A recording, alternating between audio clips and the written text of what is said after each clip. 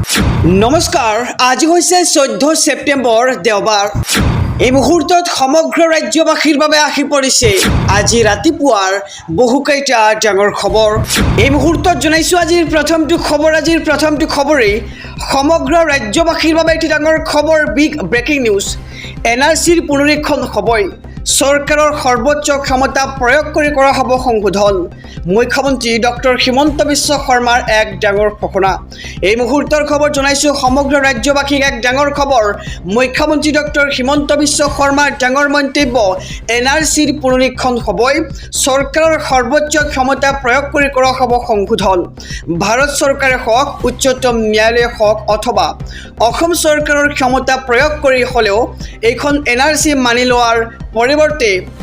ৰিভিজনলৈকে অনা হ'ব NRC, আৰু NRCখনে অসমীয়া মানুহক ঠগাই গুচি গ'ল। NRCৰ বিষয়ে বহু বিসংগতিৰ তথ্য পোহৰলৈ আহিছে। এই মুহূৰ্তৰ খবৰ জনাইছোঁ, ডাঙৰ খবৰ। একেধৰণৰ নামৰ ব্যক্তি বিচাৰি বহু লোকে পিতা বা পুত্ৰ বুলি দাবী কৰিছিল, আৰু এই ধৰণে সেইসকল লোকৰ নাম NRCত অন্তৰ্ভুক্ত হৈছিল। আৰু স্থায়ী বাসিন্দাৰ ঠাইত বহু বিষয়াই সন্দেহজনক লোককো সোমোৱাই দিছিল, আৰু এই NRCখন শুদ্ধ নহ'লে উচ্চতম ন্যায়ালয়ৰ পৰা নতুনকৈ NRC কৰাৰ অনুমতি ল'ব লাগিব বুলি এক প্ৰকাৰ মন্তব্য আগবঢ়াইছে ৰাজ্যৰ মুখ্যমন্ত্ৰীগৰাকীয়ে। এই মুহূৰ্তৰ খবৰ জনাই গৈছোঁ, ডাঙৰ খবৰ। বহুকেইটা আইনী দিশ পৰীক্ষা কৰি থকা হৈছে ইতিমধ্যে, আৰু শীঘ্ৰে NRCক দিয়া হ'ব এক নতুন ৰূপ। মুখ্যমন্ত্ৰী ডক্টৰ হিমন্ত বিশ্ব শৰ্মাৰ এক ডাঙৰ মন্তব্য। খবৰটো জনাইছোঁ সমগ্ৰ ৰাজ্যবাসীক NRCৰ পুনৰীক্ষণ হ'বই, আৰু ইয়াৰ সমান্তৰালকৈ চৰকাৰৰ সৰ্বোচ্চ ক্ষমতা প্ৰয়োগ কৰি কৰা হ'ব সংশোধন। ভাৰত চৰকাৰে হওক অথবা উচ্চতম ন্যায়ালয়ে হওক আৰু অসম চৰকাৰৰ ক্ষমতা প্ৰয়োগ কৰি হ'লেও এইখন NRC মানি লোৱাৰ পৰিৱৰ্তে ৰিভিজনলৈকে অনা হ'ব। এই মুহূৰ্তত জনাইছোঁ আজিৰ দ্বিতীয় নম্বৰ খবৰটো ৰাজ্যবাসীৰ বাবে আৰু এটি ডাঙৰ খবৰ, বিগ ব্ৰেকিং নিউজ। নেপালৰ দৰে পৰিস্থিতি হোৱাটো বিচাৰিছে গৌৰৱ গগৈয়ে। কংগ্ৰেছৰ গুপ্তচৰে মুখ্যমন্ত্ৰীক দিলে খবৰ। এই মুহূৰ্তৰ খবৰ জনাইছোঁ, এক ডাঙৰ খবৰ সমগ্ৰ ৰাজ্যবাসীৰ বাবে। অসমৰ নেপালৰ নিচিনা হ'ব নোৱাৰে নেকি বুলি ভয়ংকৰ প্ৰশ্ন কৰিছিল গৌৰৱ গগৈয়ে। আৰু ভাৰত ব্ৰিটেইনৰ মাজত ক্ৰিকেট খেল হ'লে গৌৰৱ গগৈয়ে কাক সমৰ্থন কৰিব বুলি এক প্ৰকাৰ প্ৰশ্ন কৰিছে ৰাজ্যৰ মুখ্যমন্ত্ৰীগৰাকীয়ে। কেইদিনমান পূৰ্বে গৌৰৱ গগৈয়ে সুধিছে অসম নেপালৰ নিচিনা হ'ব নোৱাৰে নেকি, আৰু এই ধৰণে কাৰোবাৰ সৈতে কথা পতাৰ তথ্য মোৰ কাণত পৰিছে। আৰু যোৱা 10 ছেপ্টেম্বৰত ভূপেন বৰাৰ লগত কথা পাতিছে, আৰু কংগ্ৰেছত বাহিৰত বহি থকা মানুহকেইজনে মোক খবৰ দি থাকে, আৰু এইকেইদিনত ক'ত কি কৰি আছে তাকো মই জানো বুলি এক প্ৰকাৰ মন্তব্য কৰিছে সংবাদ মাধ্যমৰ আগত ৰাজ্যৰ মুখ্যমন্ত্ৰীগৰাকীয়ে।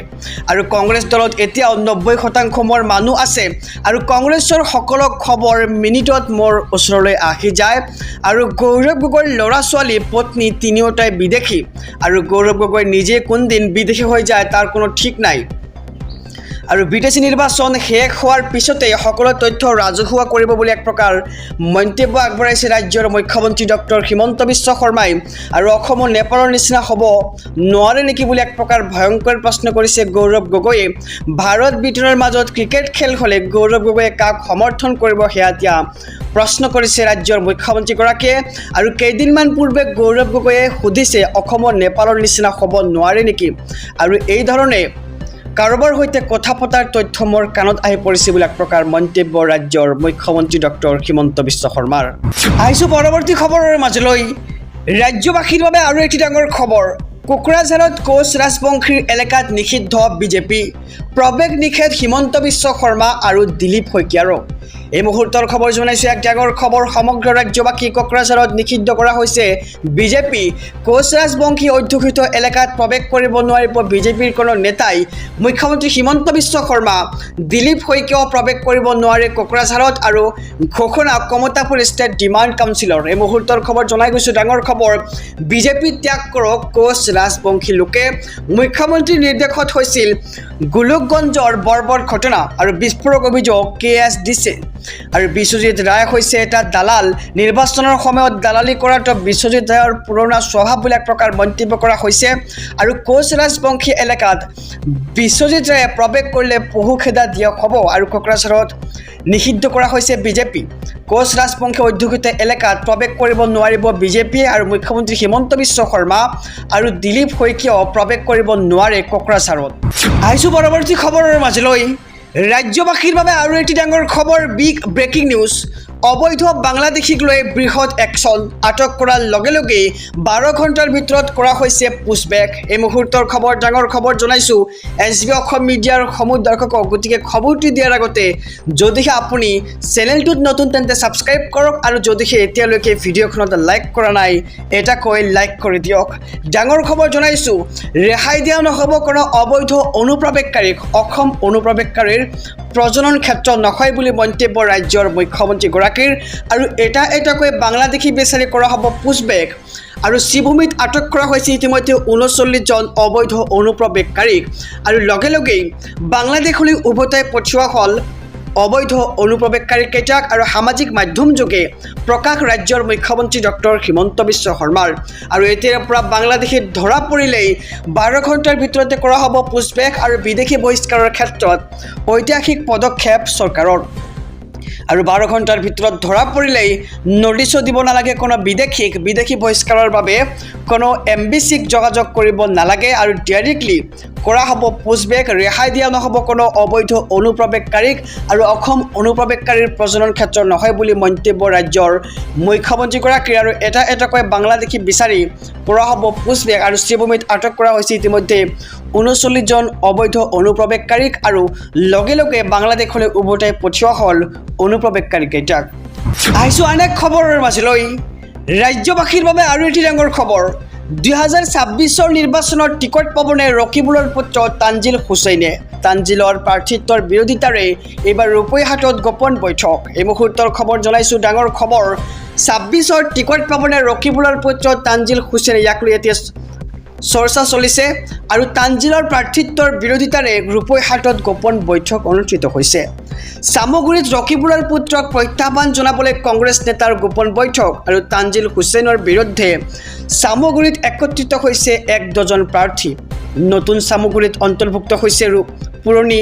ৰূপৈহাটৰ 11টাকৈ পঞ্চায়ত আৰু পূৰ্বৰ সামগুৰিৰ 9টা পঞ্চায়তৰ বিপৰীতে ৰূপৈহাটৰ 11 পঞ্চায়ত অন্তৰ্ভুক্ত নতুন সামগুৰি সমষ্টিত আৰু এই দাবীৰে নতুন সামগুৰিৰ 12জন প্ৰাৰ্থীয়ে প্ৰাৰ্থিত্ব বিচৰাৰ সিদ্ধান্ত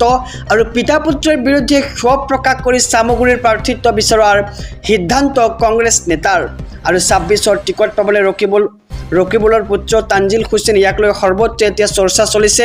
প্ৰশ্ন উত্থাপিত হৈছে আৰু তানজিলৰ প্ৰাৰ্থিত্বৰ বিৰোধিতাৰে ৰূপৈহাটত গোপন বৈঠক অনুষ্ঠিত হৈছে আৰু ইয়াৰ সমান্তৰালকৈ সামগুৰিত ৰকিবুলৰ পুত্ৰক প্ৰত্যাহ্বান জনাবলৈ কংগ্ৰেছ নেতাৰ গোপন বৈঠক অনুষ্ঠিত হৈছে আহিছোঁ পৰৱৰ্তী খবৰৰ মাজলৈ ৰাজ্যবাসীৰ বাবে আৰু এটি ডাঙৰ খবৰ প্ৰধানমন্ত্ৰী নৰেন্দ্ৰ মোদীৰ অসম ভ্ৰমণৰ পূৰ্বে গুৱাহাটীত 163 ধাৰা জাৰি প্ৰধানমন্ত্ৰী নৰেন্দ্ৰ মোদীৰ অসম ভ্ৰমণৰ পূৰ্বে গুৱাহাটীত জাৰি কৰা হৈছে 163 ধাৰা বিএনএছৰ অধীনত সমগ্ৰ গুৱাহাটীত জাৰি 163 ধাৰা এই সময়ছোৱাত কোনো ধৰণৰ ৰেলী সমদল শোভাযাত্ৰা আদি উলিয়াব নোৱাৰিব নিয়ম ভংগ কৰিলে বিপদত পৰিব ৰেলী সমদলকাৰীসকল আৰু নিয়ম উলংঘা কৰিলে বিএনএছ 223 ধাৰা মতে বিহা হ'ব শাস্তি আৰু তাৎক্ষণিকভাৱে বলবৎ হোৱাকৈ জাৰি কৰা হৈছে এই ধাৰা এই মুহূৰ্তৰ খবৰ জনাইছোঁ ডিএছপি ইমদাদ আলীয়ে জাৰি কৰিছে 163 ধাৰা আৰু প্ৰধানমন্ত্ৰী নৰেন্দ্ৰ মোদীৰ অসম ভ্ৰমণৰ পূৰ্বেই গুৱাহাটীত 163 ধাৰা জাৰি কৰা হৈছে বিএনএছৰ অধীনত সমগ্ৰ গুৱাহাটীত জাৰি কৰা হৈছে 163 ধাৰা আহিছোঁ আন এক খবৰৰ মাজলৈ ৰাজ্যবাসীৰ বাবে আৰু এটি ডাঙৰ খবৰ বিগ ব্ৰেকিং নিউজ কংগ্ৰেছে কৰি যোৱা জটিলতাৰ বাবে 6 জনগোষ্ঠীৰ জনজাতিকৰণৰ বাধাৰ সৃষ্টি হৈছে আৰু 6 জনগোষ্ঠীৰ জনজাতিকৰণক লৈ মুখ্যমন্ত্ৰী ডক্টৰ হিমন্ত বিশ্ব শৰ্মাৰ এক ডাঙৰ মন্তব্য কংগ্ৰেছে কৰি যোৱা জটিলতাৰ বাবেই আজি পৰ্যন্ত জনজাতিকৰণৰ বাধাৰ সৃষ্টি হৈ আহিছে আৰু 6 জনগোষ্ঠীৰ জনজাতিকৰণক লৈ চৰকাৰে আপত্তি কৰিবলগীয়া একো নাই বড়ো ৰাভা মিচিং সোণোৱাল কছাৰী ঠেঙাল কছাৰী আৰু শৰণীয়া কছাৰী তেওঁলোকে আপত্তি কৰিছে ইয়াত চৰকাৰে একো আপত্তি কৰা নাই বুলি মন্তব্য ৰাজ্যৰ মুখ্যমন্ত্ৰীগৰাকীৰ আৰু জনজাতিকৰণত কোনো বিজেপিয়ে আপত্তি কৰা নাই কংগ্ৰেছে বিধানসভাত সিদ্ধান্ত লৈছিল যে যেতিয়ালৈকে বড়ো ৰাভাই ক্লিয়াৰেন্স নিদিয়ে তেতিয়ালৈকে কৰিব নোৱাৰিব আৰু কিন্তু কোনো জনজাতিৰ ক্ষতি নোহোৱাকৈ কৰিব লাগিব কংগ্ৰেছৰ এই ফৰ্মুলাৰ বাবেই জনজাতিকৰণত বাধা আহি পৰিছে কিন্তু জনজাতিকৰণক লৈ বিজেপিয়ে ইতিমধ্যে 4টা জনগোষ্ঠীৰ ক্ষেত্ৰত সফল হৈছে আৰু 2টা জনগোষ্ঠীৰ ক্ষেত্ৰত এতিয়াও সফল হ'ব পৰা নাই আৰু কংগ্ৰেছে পাক লগাই থৈ যোৱাৰ বাবে আজি জটিলতা বাঢ়িছে বুলি মন্তব্য ৰাজ্যৰ মুখ্যমন্ত্ৰীগৰাকীৰ আৰু জনজাতিকৰণক লৈ এই ডাঙৰ মন্তব্য ৰাজ্যৰ মুখ্যমন্ত্ৰী ডক্টৰ হিমন্ত বিশ্ব শৰ্মাৰ ৰাজ্যবাসীৰ বাবে আৰু এটি ডাঙৰ খবৰ বিগ ব্ৰেকিং নিউজ মুখ্যমন্ত্ৰীয়ে আবতাৰীয়া বিহু নাপাতে গৌৰৱ গগৈৰ ভিতৰত ভয় আছে বাবে বিহু গাই আনন্দ কৰিছে আৰু SITৰ ৰিপৰ্ট শীঘ্ৰেই যাব কেন্দ্ৰীয় চৰকাৰৰ ওচৰলৈ এই মুহূৰ্তৰ খবৰ জনাইছো ডাঙৰ খবৰ মুখ্যমন্ত্ৰীৰ পুত্ৰক হিৰো বনোৱাৰ প্ৰয়োজন নাই ৰাইজৰ মৰম আছে আৰু মোৰ ঘৰৰ যদি 3জন পাকিস্তানী হলেহেঁতেন তেতিয়া মোক অসমৰ ৰাইজে খুদাই নেৰিলেহেঁতেন কিন্তু গৌৰৱ গগৈক হিৰো বনাই সকলোৱে প্ৰশ্ন কৰিছে গতিকে একাংশ সংবাদ মাধ্যমৰ কাৰণে আজি গৌৰৱ গগৈক হিৰো বনাই আছে আৰু মুখ্যমন্ত্ৰীয়ে সদায় গম্ভীৰতা বজাই ৰাখে আৰু মুখ্যমন্ত্ৰীয়ে অৱতৰত বিহু নাপাতে বুলি এক প্ৰকাৰ মন্তব্য কৰিছে মুখ্যমন্ত্ৰীয়ে বিহু 10,000 যুৱক যুৱতীক লৈহে পাতে আৰু নিজৰ ভিতৰত কিবা এটা ভয় থাকিলেহে আনন্দ কৰি দেখায় আৰু গৌৰৱ গগৈয়ে ভূপেন বৰা আৰু আন কংগ্ৰেছীৰ সৈতে কি কথা পাতি আছে মই সকলো জানো বুলি এক প্ৰকাৰ মন্তব্য কৰিছে ৰাজ্যৰ মুখ্যমন্ত্ৰীগৰাকীয়ে আৰু SITৰ ৰিপৰ্ট সোনকালে যাব কেন্দ্ৰীয় চৰকাৰৰ ওচৰলৈ আৰু তাৰ পিছতহে চৰকাৰ সৰব হ'ব কংগ্ৰেছ এতিয়াও শূন্য আৰু আগলৈও শূন্য হৈ থাকিব আৰু একলৈ আহিব নোৱাৰে আৰু যিমান কষ্ট কৰিলেও কংগ্ৰেছ একলৈ নাহে বুলি এক প্ৰকাৰ মন্তব্য কৰিছে ৰাজ্য মুখ্যমন্ত্ৰীগৰাকী আৰু কংগ্ৰেছ আৰু গৌৰৱ গগৈক এবাৰ সমালোচনা ৰাজ্যৰ মুখ্যমন্ত্ৰী ডক্টৰ হিমন্ত বিশ্ব শৰ্মাৰ আহিছোঁ আন এক খবৰৰ মাজলৈ ৰাজ্যবাসীৰ বাবে আৰু এটি ডাঙৰ খবৰ কংগ্ৰেছত থকা 70% সন্দেহজনক লোক মোৰ দিনত NRC হ'লে বাপ দেখিলেহেঁতেন এই মন্তব্য ৰাজ্যৰ মুখ্যমন্ত্ৰী ডক্টৰ হিমন্ত বিশ্ব শৰ্মাৰ এই মুহূৰ্তৰ খবৰ জনাইছোঁ সমুদৰ্শকক কংগ্ৰেছত থকা 70% লোকেই সন্দেহজনক আৰু কংগ্ৰেছৰ মিটিঙত সদায় সন্দেহজনক লোককহে দেখা পোৱা যায় আৰু মোৰ দিনত NRC হ'লে বাপ দেখিলেহেঁতেন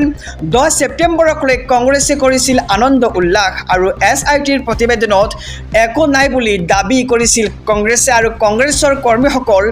কোন বুলি প্ৰশ্ন ৰাজ্যৰ মুখ্যমন্ত্ৰী ডক্টৰ হিমন্ত বিশ্ব শৰ্মাৰ আৰু কংগ্ৰেছত থকা 70% লোকে সন্দেহজনক বুলি এক প্ৰকাৰ মন্তব্য কৰিছে ৰাজ্যৰ মুখ্যমন্ত্ৰীগৰাকীয়ে আৰু কংগ্ৰেছৰ মিটিঙত সদায় সন্দেহজনক লোককহে দেখা পোৱা যায় আৰু মোৰ দিনত NRC হ'লে বাপ দেখিলেহেঁতেন বুলি এক প্ৰকাৰ মন্তব্য কৰে ৰাজ্যৰ মুখ্যমন্ত্ৰীগৰাকীয়ে আৰু যোৱা 10 ছেপ্টেম্বৰক লৈ কংগ্ৰেছে কৰিছিল আনন্দ উল্লাস আৰু SITৰ প্ৰতিবেদনত একো নাই বুলি দাবী কৰিছিল কংগ্ৰেছে আৰু কংগ্ৰেছৰ কৰ্মীসকল কোন বুলি প্ৰশ্ন এতিয়া ৰাজ্যৰ মুখ্যমন্ত্ৰী ডক্টৰ হিমন্ত বিশ্ব শৰ্মাৰ আহিছোঁ পৰৱৰ্তী খবৰৰ মাজলৈ ৰাজ্যবাসীৰ বাবে আৰু এটি ডাঙৰ খবৰ বিগ ব্ৰেকিং নিউজ কংগ্ৰেছ মানে শূন্য যিমান কষ্ট কৰিলেও কংগ্ৰেছ এক লৈ নাহে এই মন্তব্য ৰাজ্যৰ মুখ্যমন্ত্ৰীগৰাকীৰ এই মুহূৰ্তৰ খবৰ জনাইছোঁ সমুদৰ্শকক কংগ্ৰেছ এতিয়াও শূন্য আৰু আগলৈও শূন্য হৈয়েই থাকিব একলৈ আহিব নোৱাৰে কংগ্ৰেছ আৰু যিমান কষ্ট কৰিলেও কংগ্ৰেছ একলৈ নাহে গৌৰৱ গগৈক হিৰো বনাই সকলোৱে প্ৰশ্ন কৰিছে গতিকে একাংশ সংবাদ মাধ্যমৰ কাৰণে আজি গৌৰৱ গগৈক হিৰো বনাই আছে আৰু মুখ্যমন্ত্ৰীয়ে সদায় গাম্ভীৰ্যতা বজাই ৰাখে আৰু মুখ্যমন্ত্ৰীয়ে অৱতৰত বিহু নাপাতে বুলি এক প্ৰকাৰ মন্তব্য কৰা পৰিলক্ষিত হৈছে আৰু মুখ্যমন্ত্ৰীয়ে বিহু 10,000 যুৱক যুৱতীক লৈহে পাতে আৰু নিজৰ ভিতৰত কিবা এটা ভয় থাকিলেহে আনন্দ কৰি দেখায় আৰু গৌৰৱ গগৈয়ে ভূপেন বৰা আৰু আন কংগ্ৰেছীৰ সৈতে কি কথা পাতি আছে মই সকলো জানো বুলি এক প্ৰকাৰ মন্তব্য কৰিছে ৰাজ্যৰ মুখ্যমন্ত্ৰীগৰাকীয়ে বিগত 3 দিনে গৌৰৱ গগৈয়ে কি কথা পাতিছে মই গম পাই আছোঁ আৰু SITৰ ৰিপৰ্ট সোনকালে যাব কেন্দ্ৰীয় চৰকাৰৰ ওচৰলৈ তাৰ পিছতে সৰব হ'ব চৰকাৰ আৰু বিদেশী নিৰ্বাচনৰ পূৰ্বে কংগ্ৰেছক এবাৰ পূৰ্ণ সমালোচনা ৰাজ্যৰ মুখ্যমন্ত্ৰীগৰাকীৰ জনাইছোঁ খবৰ কংগ্ৰেছ এতিয়াও শূন্য আৰু আগলৈও শূন্য হৈয়ে থাকিব বুলি মন্তব্য কৰিছে আৰু একলৈ কেতিয়াও আহিব নোৱাৰে যিমান কষ্ট কৰিলেও কংগ্ৰেছ একলৈ কেতিয়াও নাহে আৰু গৌৰৱ গগৈ হিৰো বনাই সকলোৱে প্ৰশ্ন কৰিছে এতিয়া